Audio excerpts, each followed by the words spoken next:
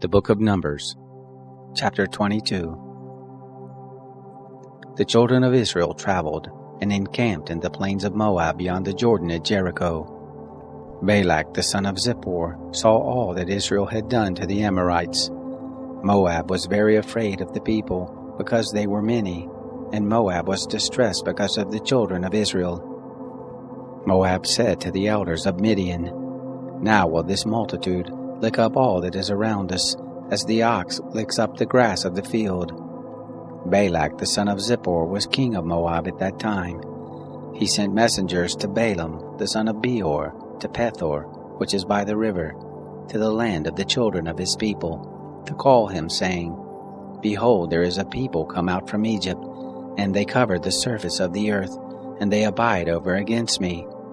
Please come now therefore and curse me this people, for they are too mighty for me. Perhaps I shall prevail that we may strike them, and I may drive them out of the land. For I know that he whom you bless is blessed, and he whom you curse is cursed."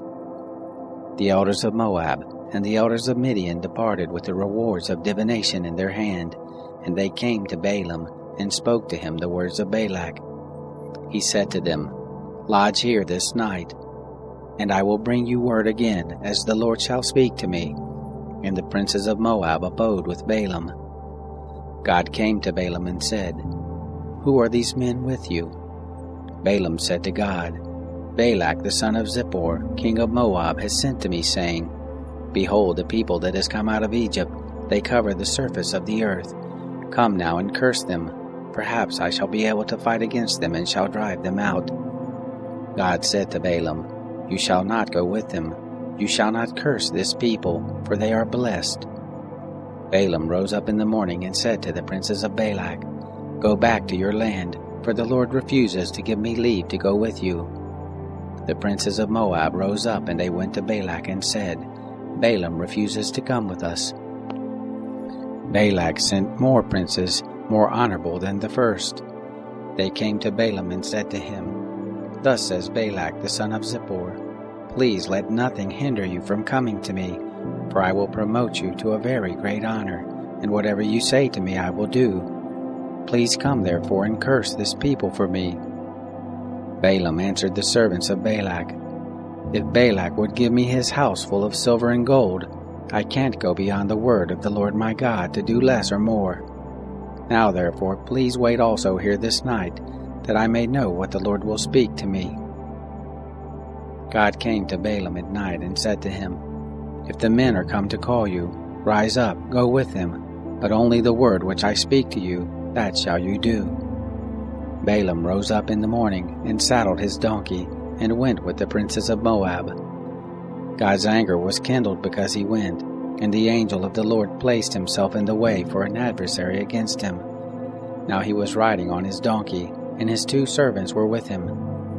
The donkey saw the angel of the Lord standing in the way with his sword drawn in his hand, and the donkey turned aside out of the way and went into the field, and Balaam struck the donkey to turn her into the way. Then the angel of the Lord stood in a narrow path between the vineyards, a wall being on this side and a wall on that side. The donkey saw the angel of the Lord, and she thrust herself to the wall and crushed Balaam's foot against the wall, and he struck her again. The angel of the Lord went further and stood in a narrow place, where there was no way to turn either to the right hand or to the left.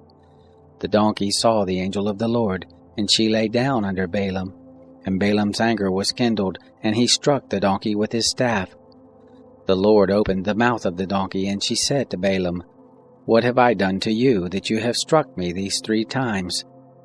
Balaam said to the donkey, "Because you have mocked me.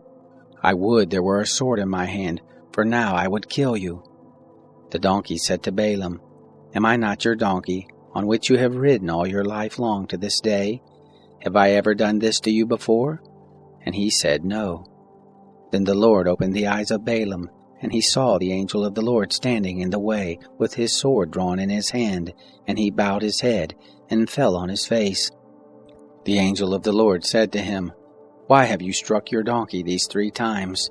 Behold, I have come forth as an adversary, because your way is perverse before me, and the donkey saw me, and turned aside before me these 3 times. Unless ye had turned aside from me, surely now I had even slain you, and saved her alive. Balaam said to the angel of the Lord, I have sinned, for I didn't know that you stood in the way against me. Now therefore, if it displease you, I will go back again. The angel of the Lord said to Balaam, Go with the men, but only the word that I shall speak to you, that shall you speak. So Balaam went with the princes of Balak. When Balak heard that Balaam was come, he went out to meet him to the city of Moab, which is on the border of the Arnon, which is in the utmost part of the border.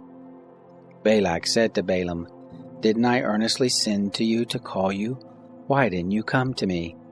Am I not able indeed to promote you to honor?